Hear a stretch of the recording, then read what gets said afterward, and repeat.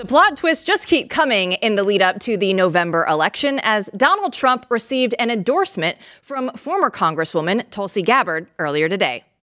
Truth is, as we head towards our decision as a country in November, the same cannot be said about Kamala Harris. In fact, the opposite is true, and we're living through this reality today as this administration has us facing multiple wars on multiple fronts and regions around the world, and closer to the brink of nuclear war than we ever have been before. This is one of the main reasons why I'm committed to doing all that I can to send President Trump back to the White House, where he can once again serve us as our commander-in-chief. Here to discuss is Matthew Peterson, editor-in-chief for Blaze News, and Harmeet Dillon, Center for American Liberty founder and CEO and civil rights attorney. So Harmeet, thanks for joining us today. But when we look at this, Tulsi Gabbard has previously endorsed candidates like Bernie Sanders and Joe Biden for president. So why do you think that her stance has shifted so much this cycle? Well, I'm not sure that her stance has shifted so much as the Democratic Party has shifted so far to the left that many, many Democrats no longer recognize their party. Today's Democratic Party is the party of big pharma, the party of warmongering, the party of destroying our civil rights, the party of inequality, and the party that has distanced itself from all of the so-called liberal values that made the party what it is before the recent takeover of it. And so you're seeing patriotic Americans who happen to be Democrats or recent Democrats step forward and endorse President Trump because they realize what's at stake for our country here. And it isn't just one political party or set of policies or another, but it's an existential divide over what this country means and whether we're going to adhere to those constitutional norms or not. And I think I consider Tulsi a friend, and I've supported her work, and I'm not surprised that she's taken this position because she came out swinging against Kamala Harris and her excesses and violations of civil rights that those of us here in California know very well during the debates in 2020. And it was incredible how she filleted Kamala Harris, and we need that energy here right now to remind the American people of what's at stake in this election.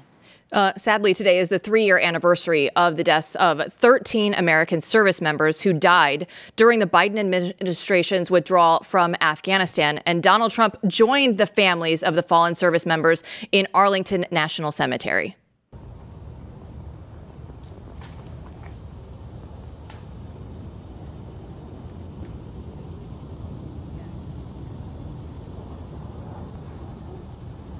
Now, Harmeet, we compare and contrast what Donald Trump did, and then Joe Biden spent his day at the beach house, and Kamala Harris was nowhere to be found. So what does it say that we see Donald Trump paying the respects to the fallen, and Biden and Harris are nowhere to be found? Well, what it says is we don't really have a president in the White House right now, and we haven't for some time. I would argue we haven't had one the entirety of the so-called Joe Biden presidency. We don't even have a vice president because she's out there campaigning in her anointed role as the leader of the Democratic Party and the nominee of the party. But what it says more deeply is today's Democratic Party views life as cheap. The lives of the American service members who gave their lives in vain, really, for the huge policy mistake made by Joe Biden and throwing their lives away and the lives of many people by hastily beating a cowardly retreat out of Afghanistan. And he can't even bring himself to come and comfort and hold the hands of or even show respect or lay a wreath. This is part and parcel. It's not out of character for Joe Biden or Kamala Harris or Democrats in general today. They view the bodies of our youth who volunteer for our military services as simply cannon fodder for policy aims and not as human beings who have sacrificed for our country and our safety. So we can only expect more of this under a Kamala Harris, who is the border czar, hasn't even visited the border, and is completely distanced from the duties of her job. Harmeet, we have the Trump and Harris campaigns clashing over this debate, the ABC debate. On the one side, you have Harris claiming, we need to change the rules. There's a live mic, and the Trump campaign right now saying, no, we're not going to change the rules. We already agreed under Biden not to do that. What's your thought on this? Is this a big deal? Like, where's this going? What's going on here?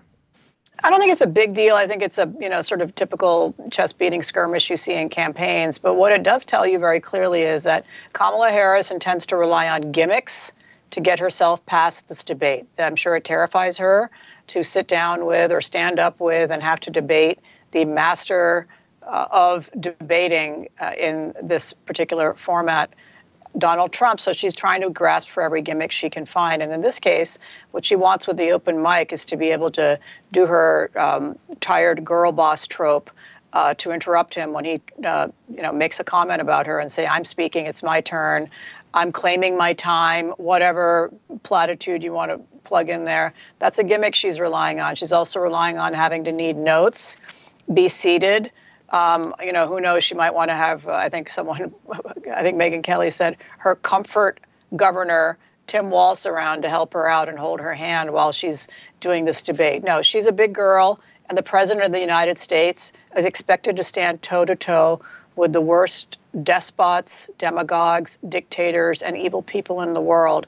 And they have to be able to do that without crutches, without gimmicks, without props, and without calling a lifeline. So Kamala Harris, woman up, stand up there and do your job, and let's see if you can go toe-to-toe with Donald Trump. Harmeet, my last question for you is something related internationally, because we saw over the weekend Telegram founder and CEO Pavel Durov was reportedly arrested in France, and the French president said that there was no political motive behind the arrest. But earlier today, we saw that he was charged with 12 criminal counts, including complicity to possessing pornographic images of minors, 5 counts based around narcotic substances and money laundering. So what do you make of these charges, and what is going on right now in France? Well, what's going on in France is really what's going on in Europe and what's going on in many parts of the world. And that is, there are people in the world, particularly thin-skinned foreign leaders and their ilk and the bureaucrats who thrive under them, who believe that encryption, private communications, privacy, freedom of speech, these are all verboten. These individual rights that we take for granted here in the United States, that are protected by our laws, that are cherished by our citizenry, are simply not the norm in most of the world. And that includes our cuddly-looking playground of Europe, where Americans like to go spend money and vacation and eat their baguettes. It's evil. And make no mistake, they're coming after X. They're coming after Rumble. They're coming after the Tucker Carlsons of the world. They're coming after every free speech loving person who decides they'd like to communicate privately.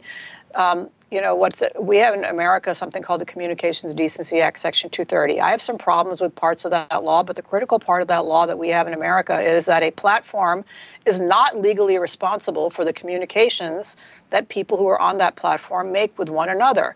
But what France has done is made the founder of that platform liable for all of the content of all of the users on that platform. So if 2 people communicate bad things on that platform, they're holding the Telegram founder liable for that. That's chilling and outrageous. We should all have the right to communicate freely and privately, free from prying government eyes. Those of us in America know very well that government spying that has occurred on our soil by the CIA and the FBI has damaged and undermined our civil rights. And we need to understand this is an existential crisis for free speech in the world and free speech in America, because if this is allowed to persist and we just wink and let the French and the other bureaucrats there in Europe do whatever they want, they will be arresting the heads of all of the platforms that we hold dear. They'll be arresting us for being on those platforms. So don't spend money in France, boycott them, and America needs to seriously consider the extent to which we continue propping up these speech-suppressing regimes in Europe.